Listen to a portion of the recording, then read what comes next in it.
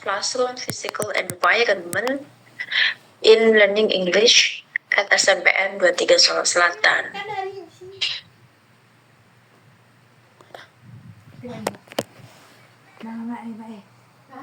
Nah, ini cover itu harusnya bukan Faculty of Language, tapi Languages and Arts, ada S-nya. Ya, kalau English Language and Literature Department betul. Faculty of Languages and Arts, ada S-nya. Presenter kenapa ngambil ini?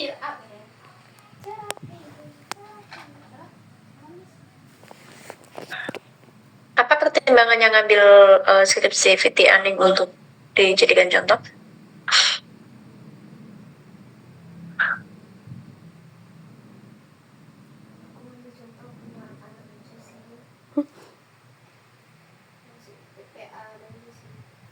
Itu kuali. Halo, presenter bisa saya ajak bicara enggak?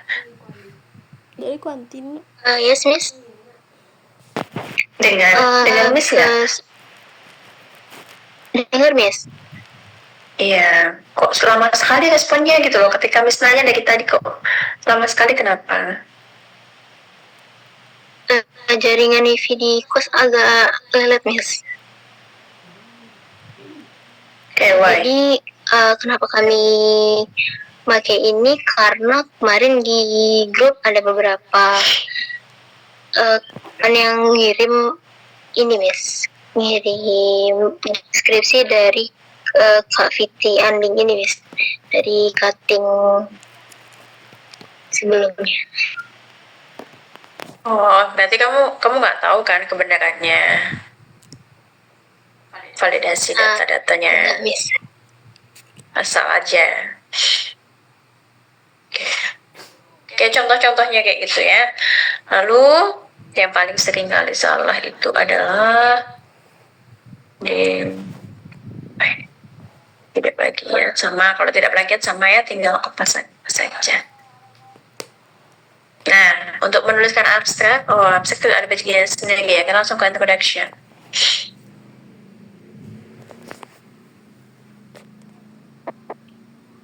Nah, introduction itu terdiri dari background of the problem, and then tadi bertanya apakah ada fixed numbers ya, jumlah tertentu yang disarankan untuk sebuah chapter 1 gitu. Siapa tadi bertanya? Arabella? Yes, Miss. Oke. Tidak ada. Betul, jawabannya tidak ada memang ya. Jadi itu tercantum oleh penulis itu sendiri. Tapi tidak ada yang hanya satu paragraf, itu nggak ada. Semua pasti lebih dari satu halaman. Ya, tapi memang tidak ada aturan yang menyatakan chapter 1 itu harus sekian halaman, sekian paragraf, itu tidak. Dan yang perlu kalian tahu di chapter 1 itu dia bukan rujukan ya. Jadi tidak perlu kalian mencantumkan citasi banyak-banyak di sini. Di introduction yang pertama. Nah ini background of the problem. Jadi gunanya backgroundnya apa? Yang pertama, dia present your preliminary research. Jadi sebelum kalian melakukan ini, kalian wajib ada preliminary observation atau preliminary research istilahnya. Ya, jadi studi pendahuluan kalau dalam bahasa Indonesia. Dari kamu studi pendahuluan itu kamu akan ketemu masalah. Masalahnya apa? Kalau di sini masalahnya apa?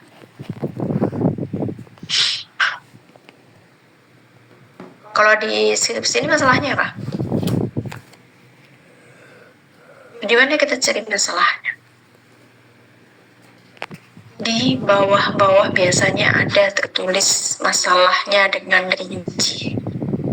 Di paling bawah sebelum ganti bab. Nah, ini biasanya. Wanted to know, ini tujuan ya. The students practice perceptions of the classical physical environment at SMPN 3 Solo. Jadi dalam mengajak bahasa Inggris itu gurunya menerapkan sistem classroom physical environment. Classroom physical environment itu adalah semacam olahraga di kelas atau gerakan-gerakan lain yang melibatkan anggota tubuh kita, gerakan fisik gitu ya, apapun itu. Tidak harus dia lari maraton, tidak harus dia push up, set up, tidak. Memang gerakan yang memang memerlukan gerakan semua anggota tubuh kita, itu namanya physical environment. Ya, jadi ketika mereka belajar bahasa Inggris, mereka sambil ngapain? Nah, itu ini intinya kayak gitu. Nah, lalu kenapa kok mereka seperti itu? Kita cari sini.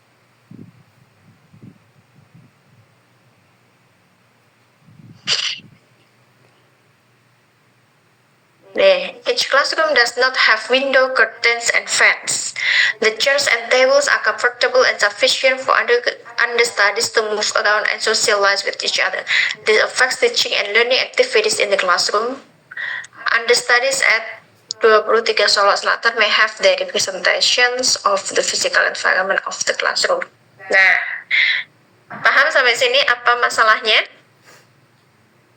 Sebenarnya dia masalahnya ada apa? Ada pada fasilitas. Each classroom does not have window, curtains, and fans.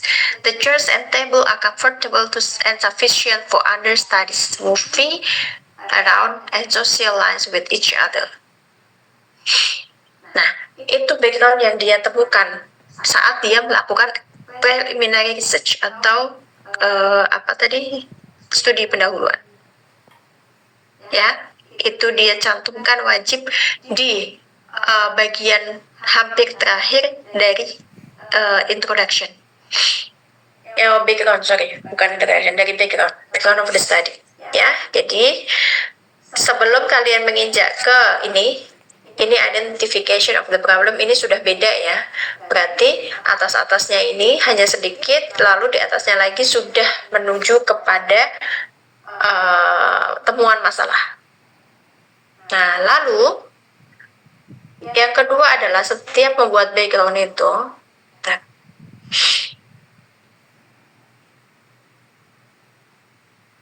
kalian mulainya dari ini. Kalau di sini kalian mulai dari menjorok ke kanan, upayakan seragamkan sampai bawah kecuali yang hanya satu blok. Yang hanya satu blok tuh yang gimana? Yang tidak ada teks lanjutannya. Dia membentuk satu komunitas tulisan, ya, satu paragraf istilahnya, tetapi dia biasanya kesalahan mahasiswa itu adalah tulisannya menjorok. Nih, misalkan ini kan kok nggak mau nih ya, ini hanya chapter 1 saja ya. Nah, ini. Based on the problem above, the purpose of this study was to determine students' perceptions of the physical classroom environment in learning English at SNMPTN 23 Solo. Ini satu blok ini namanya. Kalau kalian bilang ini satu paragraf. Dan paragraf atau blok itu kalau hanya satu itu nggak boleh menjorok. Dia harus harus sama rata. Jadi menjorok atau double space itu hanya tanda bahwa kamu punya lebih dari satu paragraf, sehingga tandanya kalau itu masuk ke dalam paragraf lain atau blok lain, itu tandanya menjorok atau double space tadi. Kalau tidak ada paragraf lain, ya kamu tidak perlu membuat ini sebagai paragraf formatnya. Tetap aja ini harus rata kanan kiri. Paham sampai sini? Paham ya? Ingat, tulisan yang hanya satu blok, dia tidak boleh pakai format paragraf. Karena format paragraf itu hanya untuk pergantian antara paragraf satu dan selanjutnya. Kalau ada selanjutnya. Kalau tidak ada selanjutnya, ya nggak usah kasih tanda. Sama halnya dengan ini. Satu. Buat apa satu? Tidak ada dua, tidak ada tiga, tidak ada empat. Kalau memang itu satu, masukkan ke sini, tidak as follows seperti berikut, tidak. As follows itu diikuti oleh rincian 1, 2, 3, 4, 5, 6 dan seterusnya. Itu baru dikasih numbering atau balet, boleh. Based on the formulation of the problem above, the research question is what is students? Kasih tanda petik, selesai. Nggak perlu pakai as follows. As follows itu rincian, banyak, lebih dari satu. Sama halnya dengan pemakaian satu, A, B, itu pasti ada lanjutannya. Kalau satu saja nggak perlu pakai itu. Ya, sama halnya dengan paragraf. Kalau satu saja, satu blok itu dia tidak perlu format paragraf, karena dia bukan paragraf. Paham ya sampai sini ya?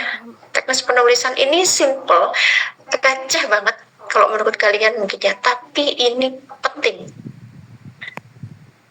Ya, paham ya? Jangan diulang lagi untuk menulis seperti ini. Nah, research questions biasanya dia formulation of the problem kaitannya. Nih, D formulation of the problem, research question, FA research question. Apa bedanya? Formulation of the problem itu satu kesatuan utuh apa yang akan dijawab. Ini jawabannya kan positif negatif. Kalau tidak salah ini. Nah, positif negatif itu apa? What is students' perception of the classroom physical environment? Ya udah ini aja, ini dijadikan formulation of the problem. Dia formulate. Research questions itu adalah hasil broken down-nya si formulation. Misalnya nih, formulation of the problemnya adalah how is the effectiveness of Canva to improve students writing skill, for example. Ininya, judulnya. Nah, lalu formulation of the research-nya apa? Ya, how is the impact of using Canva, and so on, bla bla. Nah, research question itu adalah jalan-jalan atau cara-cara yang akan ditempuh untuk mendapatkan jawaban how is the student's perception. Jalannya bagaimana? Misal mencari apa dulu. Kalau persepsi dia biasanya satu, tunggal. Ya, dia biasanya cukup formulation of the problem tanpa memiliki research question. Tapi kalau eksperimen, misalkan tadi yang disebutkan itu eksperimen ya. Kalau students perception dia tidak memiliki research question kalau dia hanya menanyakan persepsinya saja. Tapi kalau dia menanyakan yang lain, misalkan what are the challenges? Nah, itu beda lagi. Itu jadi research question kedua. Tapi kalau hanya satu, what is students perception, hanya ketemunya positif negatif, very positif negatif misalkan, itu cukup satu saja formulation of the problem, dia tidak perlu yang lain. Paham ya sampai sini ya? Tapi kalau yang eksperimen seperti yang Miss tadi sebutkan tentang Canva, penggunaan Canva untuk menaikkan writing skill, itu formulation of the problem. Lalu kamu broken down, kamu turunkan lagi, kamu pecah-pecah lagi sebagai jalan menuju apakah penggunaan Canva itu berhasil meningkatkan writing skill mahasiswa, yes atau no. Untuk menuju jawaban itu, yang pertama, kamu harus meneliti bagaimana nilai mahasiswa sebelum pakai Canva. Yang kedua, bagaimana nilai mahasiswa setelah memakai Canva. Yang ketiga, mengetes apakah antara A dan B ini ada kenaikan yang signifikan. Ya, jadi 3 itulah jalan menuju jawaban pertanyaan yang ada di formulation of the problem. Is there any significant improvement? If it is yes, there is significant improvement, berarti alat tadi, model tadi, yang Canva tadi, itu efektif.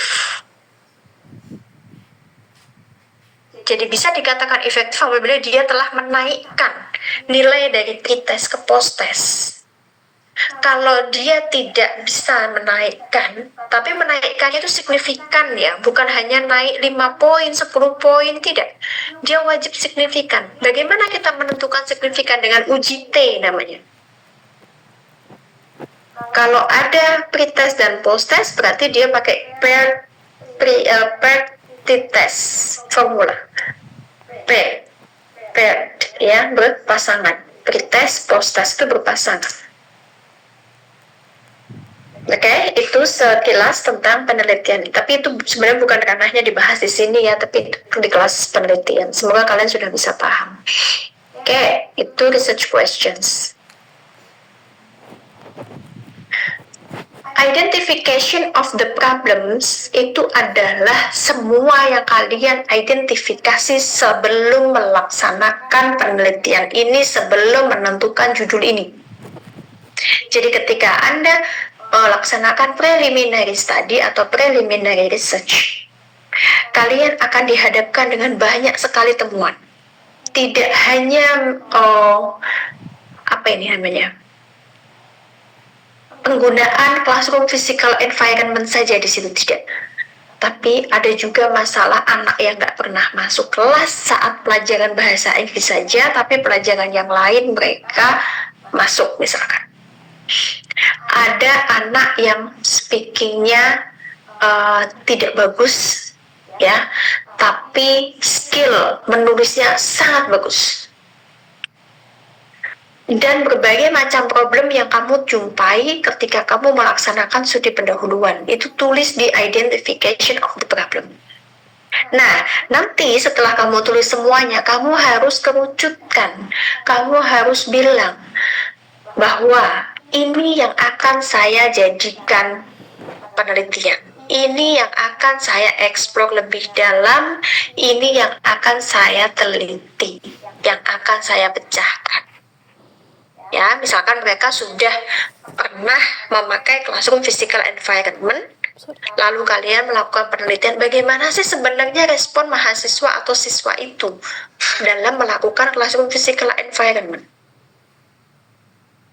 Nah, lalu kalian teliti. Mereka mengisi kuesioner, ya kan? Ini kuesioner kan? Ininya? Instrumennya? Ya. Yes. Oke.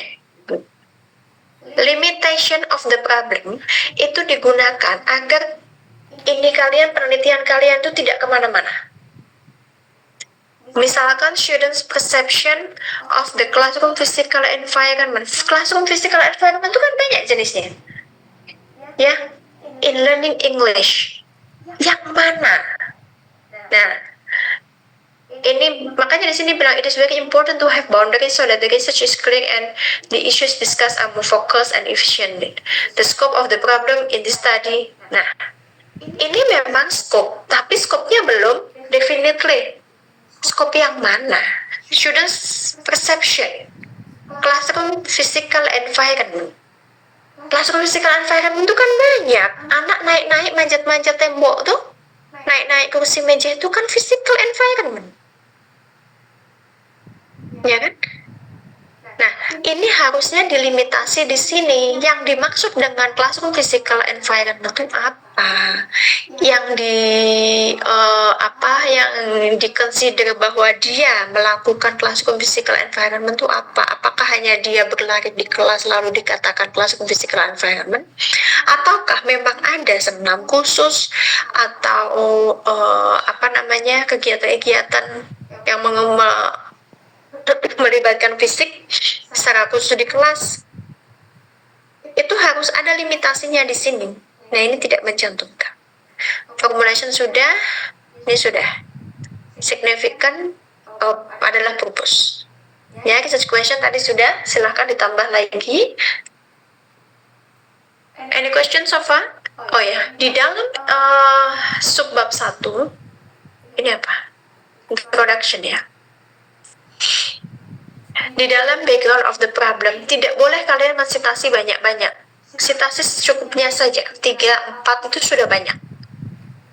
Kalian yang sitasinya banyak itu nanti di discussion, bukan di situ. Ya, jadi kalau kalian ingin mengutarakan opini, utarakan saja. Nggak apa-apa, kalau ketemu support sumbernya ya silahkan dipakai. Tapi bukan berarti semua kata-kata kalian carikan support teorinya, tidak. Karena ini masih background. Ya, paham sampai sini? Ada pertanyaan?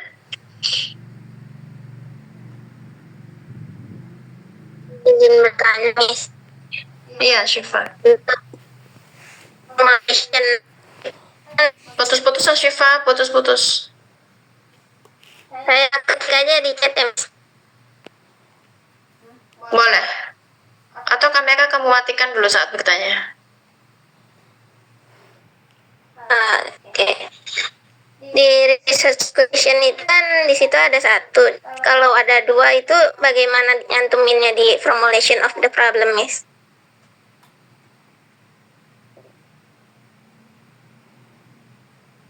Formulation of the problem itu satu, tapi dia memayungi semua. Contohnya tadi, nih. Ada.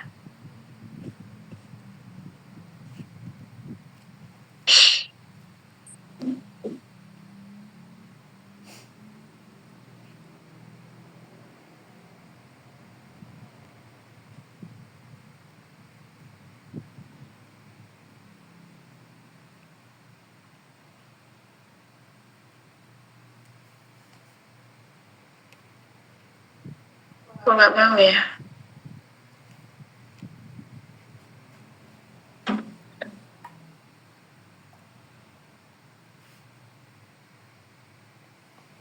Oke. Oke, misalnya formulation of the problemnya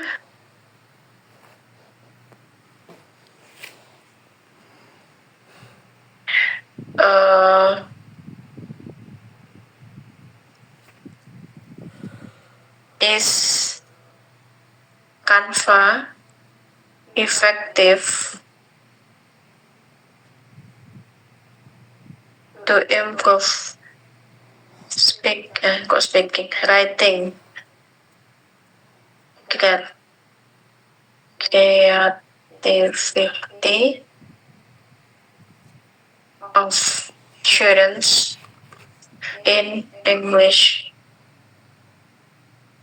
classroom, misalkan kayak gini. Jadi ini penelitian eksperimen maksudnya.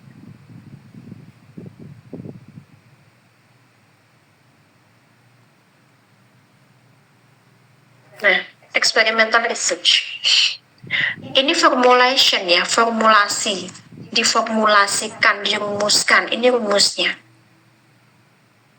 Nah, sekarang ini kira-kira jawabannya apa? Is Canva effective to improve writing creativity of students in English classroom? Jawabannya apa? Effective or not? Yes or no, ya kan? Yes or no kan jawabannya? Miss. Nah, sekarang untuk bisa menjawab yes and atau no itu kita harus ngapain aja? Itu yang namanya research question. The way how to get there. Satu, kita harus mengetes dulu bagaimana student score. How is the students score of writing test before being treated by being using Canva. Sebelum dikasih pembelajaran Canva, anak-anak tuh writing score-nya gimana? Tuh tanyakan dulu itu, temukan dulu jawabannya, kasih tes koreksi, namanya pre-test. Nah ini instrumennya namanya pre-test, ya, pre-test. Kedua, how is student score? Nah ini tinggal ini aja, ganti aja, kopas aja. Tapi di sini bukan before lagi, after. Oke, instrumennya apa? Kalau ada pretest ada post test. Nah, sudah ketemu kan nilai pretestnya berapa? Terus habis itu kamu kasih treatment dengan Canva tadi selama 6 kali pertemuan, lalu kamu tes lagi. Itu namanya post test. itu students after being treated, setelah dikasih treatment Canva. Lalu kamu bandingkan antara pretest dan post-test, apakah ada kenaikan yang signifikan. Signifikan itu hanya bisa ditentukan oleh numeric analysis. Sebentar, ketikkan di sini, is there any significant improvement of the student score before and after being treated by using Canva. Nah, ini sudah ketemu nilainya, bandingkan, masukkan namanya, ini rumus paired sample t-test. Kenapa yang paired t-test itu ada dua jenis, ada independent t-test, ada paired sample t-test. Paired sample t-test itu ketika nilainya ada satu pasang, pretest, post-test. Pretest itu kan pasangannya dengan post-test, makanya dinamakan pair, berpasangan. Nah, dari sini kalau kalian sudah mengetes ini, masukkan ke SPSS dengan rumus paired sample t-test. Tapi paired sample t-test ini syaratnya datanya harus terdistribusi secara normal. Kalau tidak normal, dia tidak bisa pakai ini. Ya. Nah, bagaimana jawaban nomor 3 ini? Kalau memang dia ada kenaikan yang signifikan yang dibuktikan dengan SPSS tadi, berarti dia jawabannya yes. Ya kan? Kalau dia jawabannya yes, berarti dia bisa menjawab yang ini. Kalau yes kan berarti efektif, meningkatkan writing creativity. Ya kan? Nah, kalau memang tidak, berarti dia tidak bisa. Ketika kalian penelitian, kalian tidak boleh membohongi. Apapun yang terjadi, efektif bilang efektif, tidak efektif bilang tidak efektif. Nggak usah takut salah. Tidak ada yang boleh menyalahkan peneliti. Kalau temuannya tidak sesuai dengan ekspektasi, ya udah, tidak sesuai dengan hipotesis, ya nggak masalah. Nggak usah dipaksa-paksakan nilainya dinaik-naikkan itu, nilai prosesnya dinaik-naikkan. No, nggak boleh kayak gitu, dosa itu. Memanipulasi data, nggak boleh. Ya? Boleh ya? Jadi apa adanya saja. Misalkan tidak signifikan bagaimana, Miss? Ya nggak masalah. Tugas kalian hanya meneliti dan melaporkan hasil penelitian, bukan memaksakan kehendak kalian. Paham maksud Miss ya? Oke. Nah, ini paham? Perbedaan antara formulation dan research question paham? Paham, Miss. Paham. Jadi formulation itu payungnya, research question itu adalah the way how to get there di sini. Bagaimana saja caranya. Itu ya. Okay. Any questions so far? Ada pertanyaan? Miss mau tanya tentang citasi, Miss. Miss, kalau kita menggunakan cited in atau mengutip sumber sekundernya itu diperbolehkan atau tidak dianjurkan, Miss? Tidak dianjurkan. Langsung menuju ke primary source. Kalau kalian membaca sebuah artikel atau buku yang di situ mengutip juga punya orang lain, jangan langsung percaya pada buku itu atau artikel itu. Kalian wajib konfirmasi ke sumber aslinya. Ya, tidak boleh. Konfirmasi langsung, cari sumber aslinya. Sumber aslinya pasti akan disertakan di situ. Jurnalnya, judul artikelnya pasti akan disertakan dan pasti bisa di-track. Langsung menuju ke sumber pertama. Sama halnya ketika ada teman kalian yang mengaku-ngaku, misalkan, kemarin si A bilang ini loh, si B bilang ini loh, ngomong ke kalian, mereka ngomongin kamu loh, jangan langsung percaya. Ya, tanya langsung ke sumbernya, betul atau tidak. Paham sampai sini? Analoginya begitu. Tidak boleh percaya sumber-sumber yang secondary. Kalau masih bisa diakses, silahkan diakses. Kalau memang tidak bisa, baru boleh. Tapi rasanya untuk hari ini tidak ada yang tidak bisa diakses. Semuanya pasti akan accessible, bisa diakses. Ya, itu ya. Tidak dianjurkan. Next, ada yang lain? Ada yang lain? Miss, Ya. Ya, terkait dengan yang tadi, sumber yang tadi itu, kalau seandainya saya menemukan sumbernya itu yang kedua gitu, ada sumber aslinya yang di citation kan di sumber saya cari itu. Argumennya itu bagus untuk atau sesuai untuk saya masukkan ke dalam penelitian itu untuk memperkuat opini, Miss. Cuma setelah saya cari yang disertakan di citation di artikel saya baca tuh, saya cari-cari nggak ketemu, Miss. Mungkin sudah dihapus atau bagaimana itu, jadi solusinya bagaimana, Miss? Apakah saya cari lagi yang berbeda atau tetap saya pakai itu saja, Miss? Nah, siapa yang bisa memvalidasi kalau memang betul itu hasil paraphrase-nya seperti itu? Itulah kenapa secondary source itu tidak dianjurkan. Dengan alasan misalkan saya tidak menemukan sumber aslinya, bagaimana bisa sumber asli itu tidak bisa ditemukan? Kalau memang ada, sudah pasti bisa ditemukan. Meskipun tidak dipublish ya, tidak dipublish di internet. Misalkan itu buku apa? Buku yang di repository, kayak UNP itu kan ada repository. Tidak semuanya dipublish. Tidak masalah, tapi repository pun, sekelas repository pun saat ini itu sudah bisa diakses secara umum. Kalau ada yang tidak bisa diakses, apakah itu terlalu tua sumbernya? Tua sekali.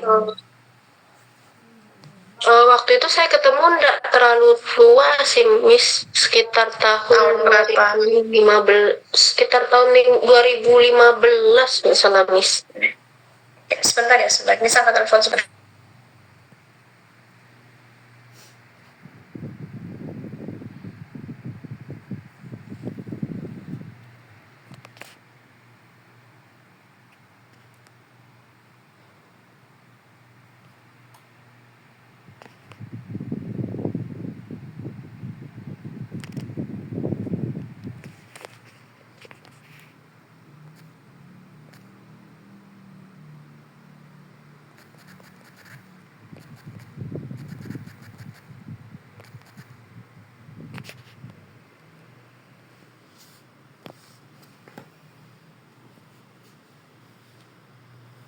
Tahun berapa penilaiannya?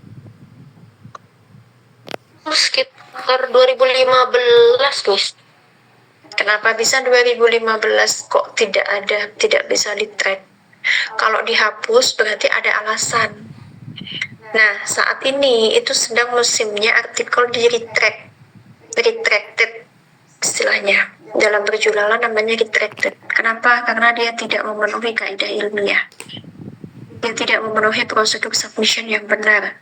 Sehingga dia sudah terbit, sudah disitasi, lalu di-retract oleh jurnal tersebut. Artinya dia sudah tidak sah lagi dikutip. Mereka yang sudah terlanjur mengutip, mereka harus menghapus kutipan itu. Itu kode etiknya. Ya, jadi kalau memang dia tidak, 2015 itu kan masih baru sekali, masih muda dia. Kalau sampai dia tidak ada, berarti kemungkinannya itu dia sudah di-retract dan jangan dipakai. Berarti harus saya cari yang lain berarti ya, Miss ya? Iya, kalau memang kamu bisa menemukan yang primary source, pakai primary source. Kalau tidak bisa ditemukan, cari yang lain. Ya, karena apa? Yang dipakai secondary source itu kadang hasil paraphrase-nya pun salah. Sama halnya seperti kalian mensitasi sebuah quotation misalkan ya, sebuah teks gitu, sebuah artikel kalian citasi, tapi kalian itu salah menerjemahkan atau salah mempersepsikan maknanya sehingga hasil paraphrase salah. Sekalipun terkesan bagus dibaca orang, cocok dengan punya orang, tapi kalau tidak sesuai dengan sumber aslinya, salah dong. Artinya salah itu berjamaah. Ya, dosa jariah dong jadinya. Salah kalian dan salah paraphrase, diparaphrase pula nanti sama orang setelah kalian dibaca sama orang lain, diparaphrase pula. Nggak jadi amal jariah nanti. Ya, dosanya malah berjariah nanti. Oke? Berkelanjutan. Ya. Oke, thank you, Miss. Ya, you're welcome. Any others? Ada lagi? Oke. Jones absen dulu ya. Ini tadi mau bertanya. Apa pertanyaanmu? Biasanya kayak ke Zoom sendiri nggak sih? Mas, 118 ya kodenya. Apa katamu tadi Mbak? Busuk banget. Enggak. Enggak.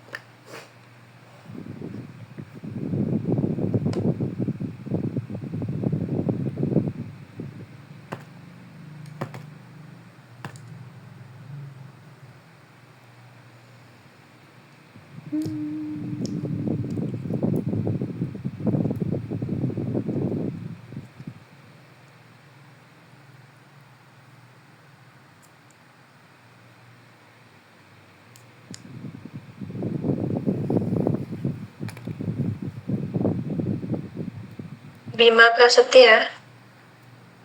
Present, Miss. Bima. Present, Miss. Hauradawina. Present Miss. Hauradawina. Elsa Rahmawati.